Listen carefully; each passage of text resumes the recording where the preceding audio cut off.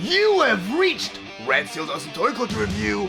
I'm your man, Red Steele, and today I have a super special review because today I'll be reviewing from the Masterverse Masters of the Universe, He-Man.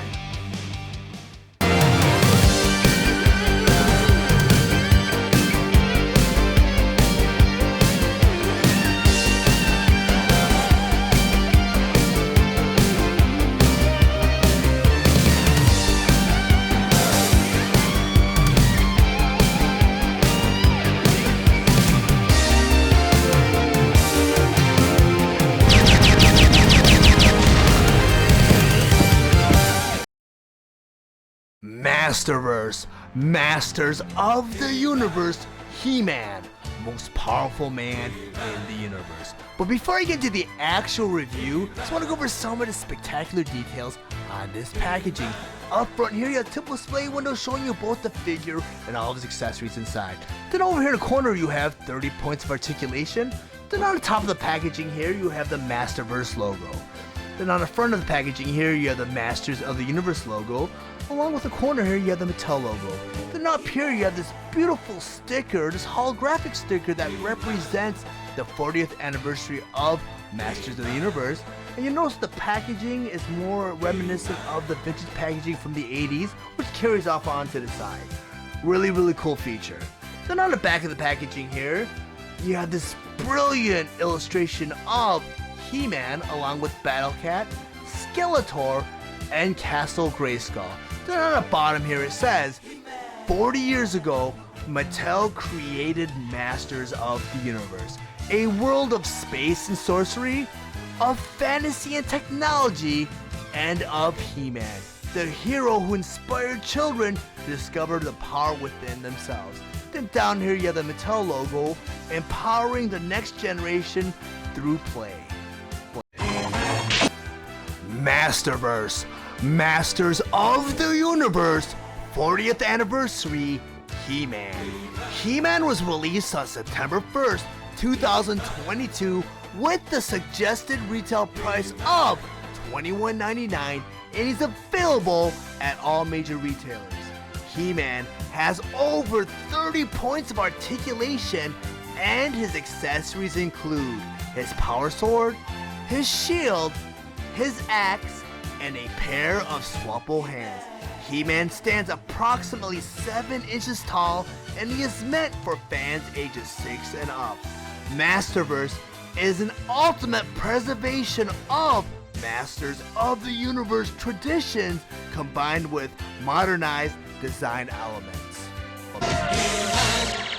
Now I'll go over some of 40th Anniversary He-Man's play features and accessories. And I have to tell you guys, I'm just super happy to already have this figure on hand. Because it was just a couple months ago that Mattel announced that they're going to produce a Masterverse He-Man based on its vintage look.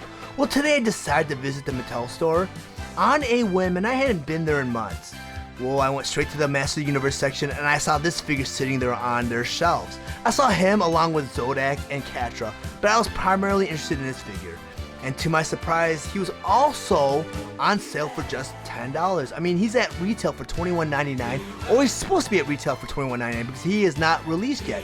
His actual street date is September 1st, 2022. So not only did I find him on sale for $10, I got him before the actual street date where he was supposed to be released. So I'm just super happy with this purchase, so I rushed right home to film this review.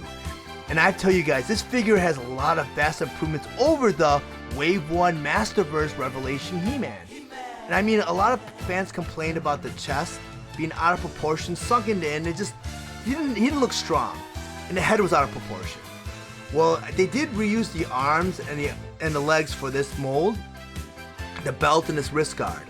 Everything else is new, the head, the boots, and this loincloth. They shortened up the loincloth a little bit because as you remember from the original Revelation He-Man, when he rode on Battle Cat, he kind of sat on top of his loincloth. His loincloth is pretty long. So there was a lot of faults with that version of He-Man. I wasn't a very big fan of He-Man, and I even nicknamed him Surfer He-Man. And I do have him on hand to do a side-by-side comparison, which I'll do right now.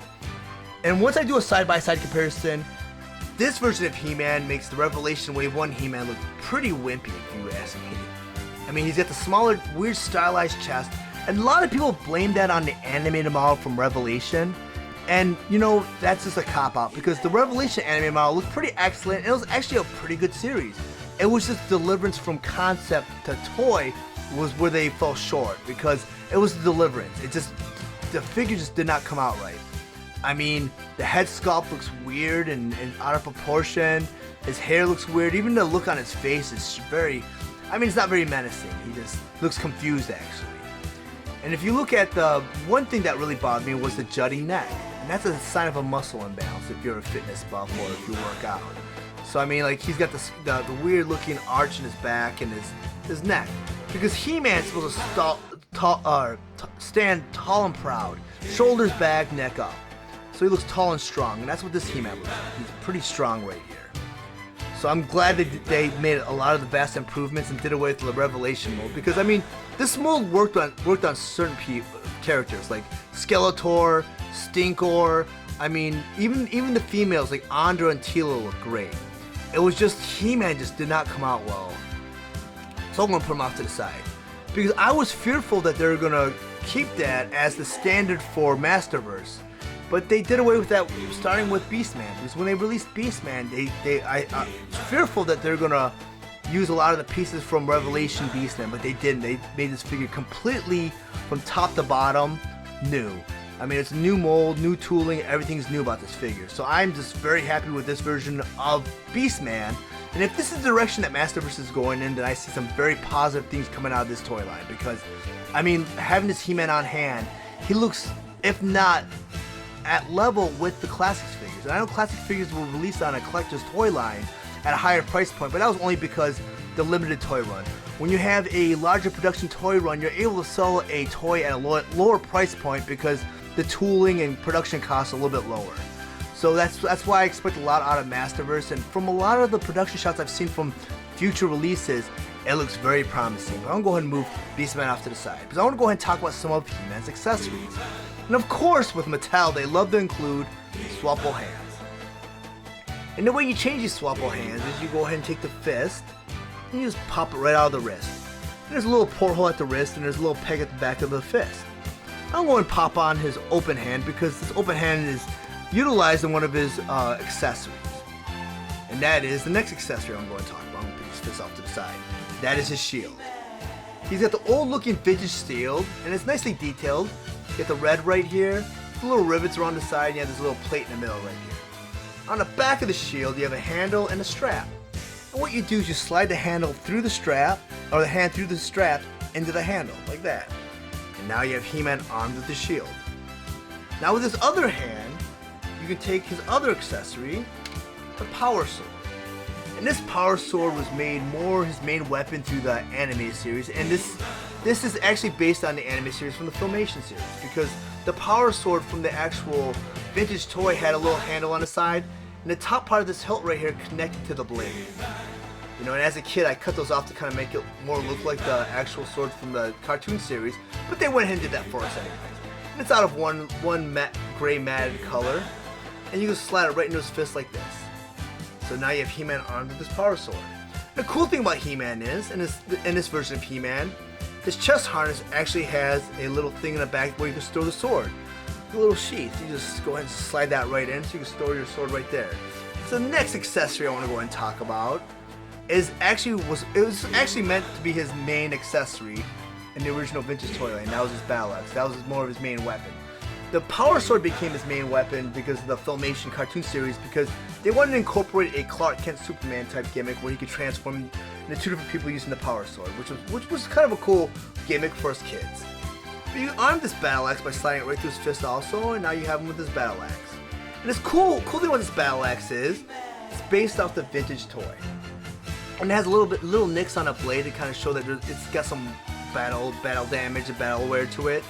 And the one thing that really confused me about the Origins He-Man is, why didn't they release an exact replica of the actual battle axe that came with the vintage He-Man? Because they came out with this battle axe, which is slightly different. Has a sharper blade because the original toy battle axe kind of had like a flatter blade. It has some deco on it a little bit, kind of like this axe here too. So I don't know where this axe came from or why they went with this axe. I mean, it's got sharper blades, and it's not sharp enough to cause any damage. Much like this blade too. I mean, this blade's a little bit sharp, but it's not sharp enough to cause any damage. So this is pretty much the main accessory weapon that was meant for He-Man in the vintage comic book that came with the vintage He-Man action figure. But going over some of He-Man's features, I think it's really nice that they went ahead and they molded the separate hair. So you don't have to worry about any paint detail wearing off from the hair. I mean, it's a separate mold.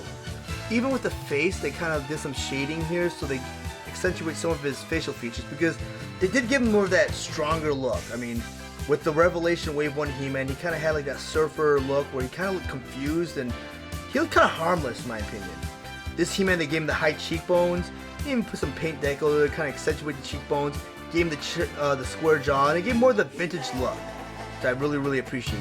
And the chest harness they improved over the Revelation Wave 1 He-Man where they made it look a little bit larger and it looks more like a protector. And this chest harness actually has a cool little backstory from the vintage comic book where his powers were derived from the chest harness and everyone was trying to steal the chest harness from him because it granted you the power of invincibility. And also you can tell from the loincloth. The loincloth has a black there to kind of give that dimensional feel to it where it has like some depth to it, and it's all the way around. So they shortened up the loincloth a little bit, made it look a little bit more like the vintage loincloth. And the boot detail here, they made the boots a little bit longer, and they also put some of the black in there and the shadowing in there to kind of give it that detail too. But they put a lot of detail in this figure.